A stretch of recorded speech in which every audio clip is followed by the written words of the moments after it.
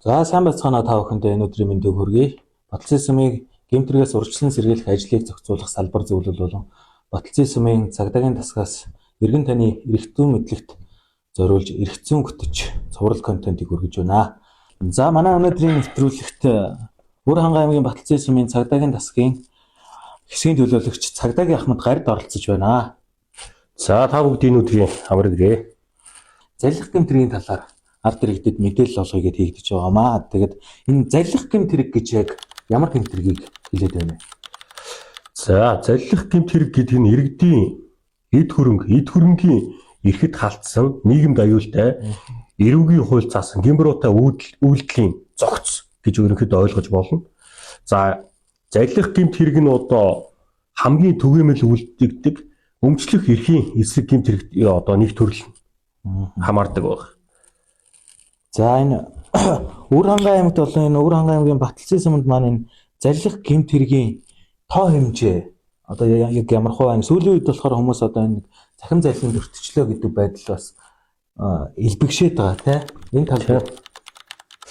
За Өр хангай аймгийн хэмжээнд бол залих гэмтрэг 113 бүртгэгдэж урд оны мөн үеэс одоо харьцуулж үзэх юм бол одоо 60 буюу 1.1 дахин өссөн гэмтрэг бол өссөн. За Баталсан суманд одоогоор 2025 оны 10 сарын байдлаар залих төрлийн гэмтрэг 6 бүртгэгдсэн байна.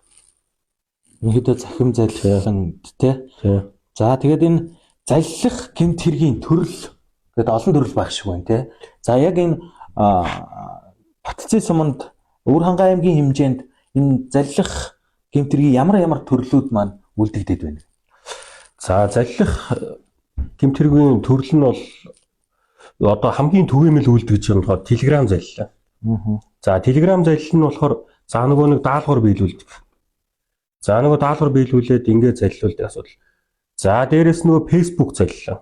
За зээл нэрээр залил. Facebook залил дотор нөгөө зээл нэрээр зарын дагуу.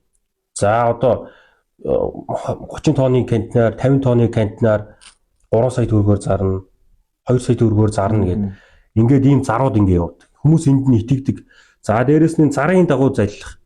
За нэг олон дараагчтай инфлюенсер одоо тийм хүмүүсийн нэрийг барьж одоо ингээд бараа зардаг, гутал зардаг. Тэнгүүт манай одоо энэ Баталсан сумын иргэд болохоор тэрийг нягтлахгүй мэдээлэл шүүлтүүртэй хандахгүй болмоос одоо урьдчилан мөнгө шилжүүл залилуулдаг.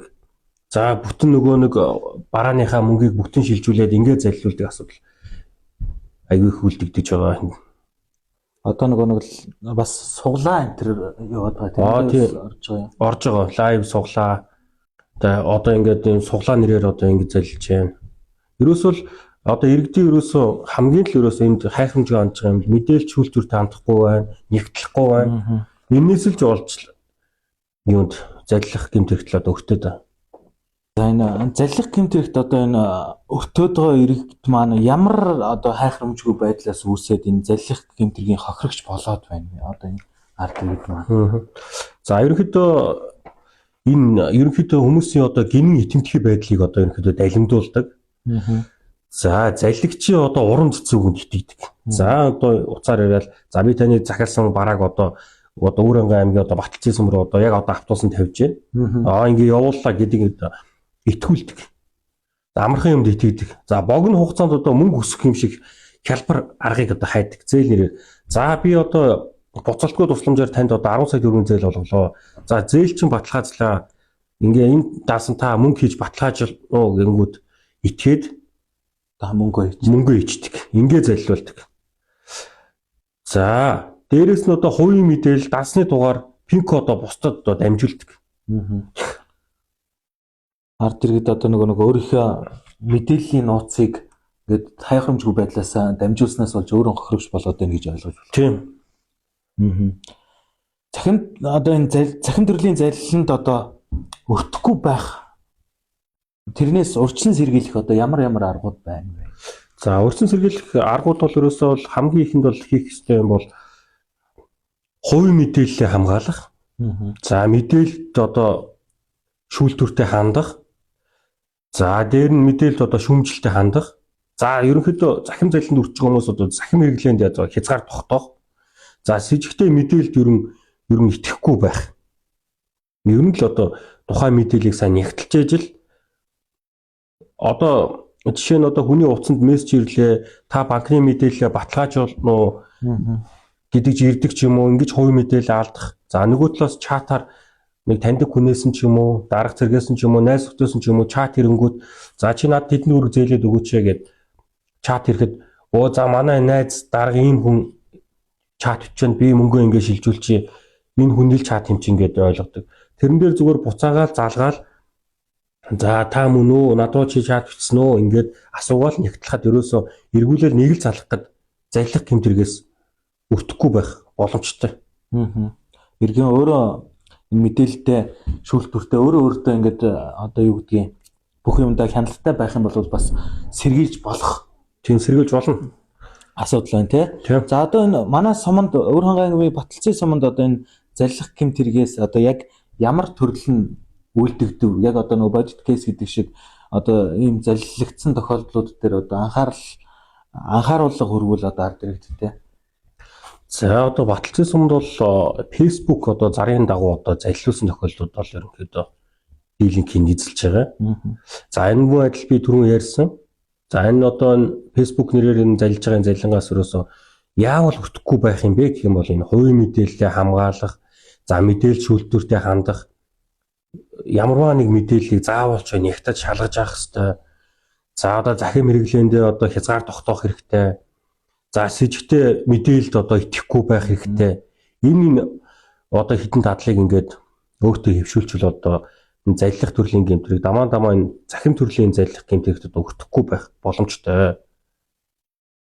За юун дээр одоо ерөнхийдөө энэ захим орчинд одоо энэ AI шинжилгээ ухаан технологи хөгжөөд одоо би өөрөө яриаг байсан ч миний өмнөөс ороод технологиор яриаглах ийм хэмжээний технологи үүссэн цагт бол ард иргэд маань бүх зүйл дээр шүүлтүүртэй байхгүй бол та захим төрлийн гэмтэргийн хохирогч болох боломжтой гэж ойлголоо. Тийм. За энэ Баталцын сумын гэмтэргээс өрсөн сэргийлэх ажлыг зохицуулах салбар зөвлөл болон Баталцын сумын одоо цагдаагийн дасгаас за иргэдэд залилах төрлийн гэмтэргээс өрсөн сэргийлэх чиглэлээр одоо видео контент пострыг одоо тогтмол хөргөж ажиллаж байгаа. За одоо энэ мэдээлэл технологи одоо захим орчинд одоо энэ хиймэл оюун ухаан одоо эрс одоо хөгжиж байгаа энэ цаг үед ямарваа нэг мэдээлэлд шүүлтүүртэй хандах, ямарваа нэг үйлдэл хийхдээ нягтлж шалгаж байх, за өөрийн захим хэрэглээндээ хязгаар тогтоож байх, с жигтэй худал мэдээлэлд итгэхгүй байх. Энэ үйлдэлүүдийг иргэн та хийснээр одоо энэ залилах төрлийн гэмтэргийн хохирч болохгүй. Энэ гэмтэргийг одоо энэ тоо зүйлтийг одоо багасгахад одоо иргэн та бүхэн тухайн хідэн энэ дадлуудыг хэвшүүлчихэд энэ залилах төрлийн гэмтэрэг багаснаа. За ингээ өнөөдрийн манай эрх зүйн хөтч контент маань өндөрлж байна. За иргэн та захим орчинд хараа хяналттай аливаа зүйлд мэдээлэлд нягтны юм бай шүүлтүүртэй хандснаар захим төрлийн залилангийн хохирогч болохгүй байх сонголт таны гарт байгаа юм байна шүү. За дараагийн цоврал контентоор уулзцгаая. Баяртай үзэгчдээ.